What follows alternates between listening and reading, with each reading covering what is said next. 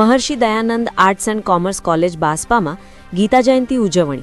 પાટણ જિલ્લાના સમી તાલુકાના બાસ્પા ખાતે Maharshi Dayanand arts and commerce કોલેજમાં ગીતા જયંતિ નિમિત્તે ભવ્ય ઉજવણી અને જાગૃતિ કાર્યક્રમનું આયોજન કરવામાં આવ્યું.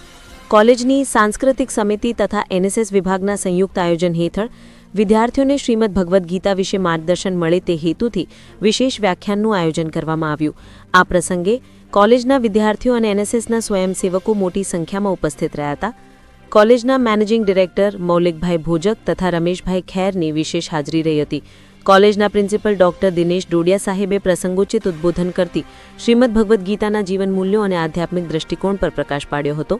વ્યાખ્યાતા તરીકે પ્રાધ્યાપક આનંદ ભટ્ટ, આલાભાઈ આહિર તથા ભારતીબેન શ્રીમદ ભગવદ્ ગીતાના તત્વજ્ઞાન, જીવન દર્શન અને આજના યુગમાં તેની ઉપયોગિતા વિશે માર્ગદર્શન આપ્યું હતું.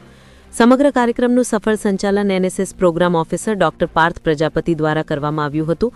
કાર્યક્રમને સફળ બનાવવા કોલેજ પરિવાર અને એનએસએસ સ્વયંસેવકોનો વિશેષ સહયોગ રહ્યો હતો. રિપોર્ટર દશરથ ઠાકુર, સમી.